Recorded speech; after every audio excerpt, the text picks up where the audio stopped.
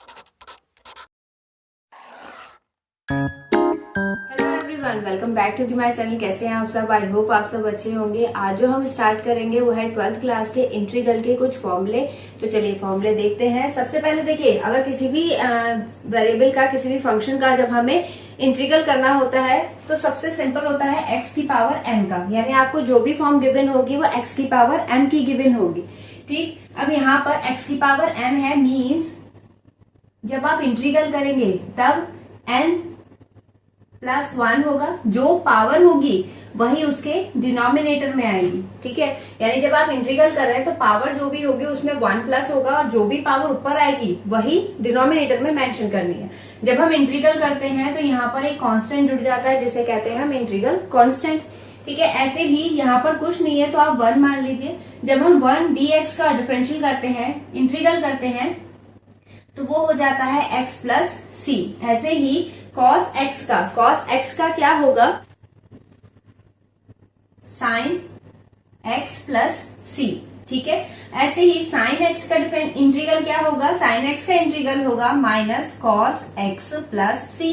अब यहाँ पर sin ax का यानी sin x का क्या था? माइनस के cos ही होगा इसका cos ax, क्योंकि यहाँ पर x के साथ एक वेरिएबल ऐड हो रहा है, एक्स्ट्रा वेरिएबल कांस्टेंट। तो जो भी इसके साथ नंबर होगा, चाहे वेरिएबल हो चाहे नंबर हो, कुछ भी चीज हो, वो कहाँ आ जाएगी? आपके डिनोमिनेटर में आ जाएगी और प्लस सी। ऐसे ही cos x का होगा, cos का क्या होता है? sin ax ही होगा, बट इसके साथ भी a है तो वो कहाँ आ जाएगा? डिनोमिनेटर में प्लस सी। ऐसे ही sec स्क्वायर x का क्या होगा? tan x प्लस यहाँ पर cosec स्क्वायर x का क्या होगा? ये होगा आपका minus cot x plus c। ठीक है, अब यहाँ पर नेक्स्ट इंटीग्रल है आपका sec x tan x। इसका इंटीग्रल क्या होता है? इसका इंटीग्रल होगा आपका sec x प्लस c। ठीक है, sec x प्लस c किसका इंटीग्रल है? sec x plus tan x। यानी जब ये दोनों टर्म आपको मिलेंगी मल्टीप्लाई में, तभी आप ये वाला फॉर्मूला लगा सकते हैं। नेक्स्ट क्या है? नेक्स्ट है हमारे पास cos x cot x। इसका इंटीग्रल क्या होगा? इसका इंटीग्रल होगा minus cosec x into plus c।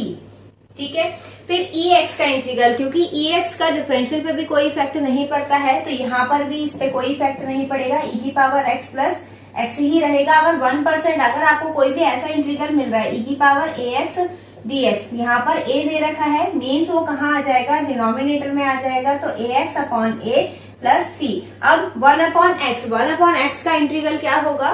log mod में x प्लस c।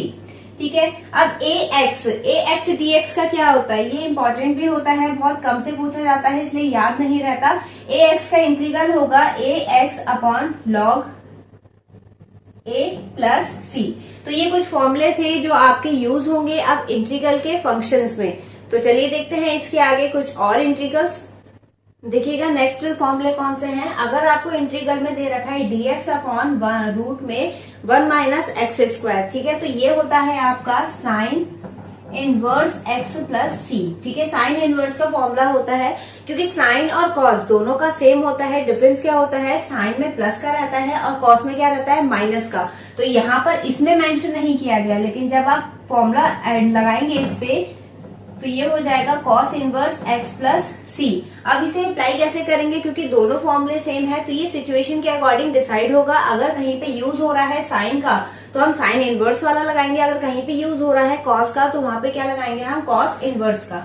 ऐसे ही dx upon 1 plus x square का इंटीग्रल क्या होगा? tan इनवर्स x प्लस सी। अब यहाँ पर देखिएगा dx अपॉन x रूट में एक्स स्क्वायर माइनस 1, ये होता है आपका sec इनवर्स x प्लस सी का। यानी ये वाला फॉर्मूला किसका होता है? sec का, क्योंकि हम इंटीग्रल कर रहे हैं इसलिए प्लस सी ऐड हो जाएगा। फिर dx अपॉन x रूट में एक्स स्क्वायर माइनस 1, ये कंडीशन भी सेम इसी के जैसी होगी, क्योंकि दोनों सेम है तो डिपेंड करेगा क्वेश्चन पे कि हमें कौन सा यूज करना है। तो यहाँ पर हो जाएगा माइनस के cosec inverse x plus C. तो ये कुछ इंटीग्रल के फॉर्मूले थे जो आपको बताए गए हैं। आई होप इससे आपके क्वेश्चन थोड़े इजी होंगे। चलिए मिलते हैं इससे नेक्स्ट वीडियो में नए क्वेश्चंस के साथ, तब तक के लिए धन्यवाद।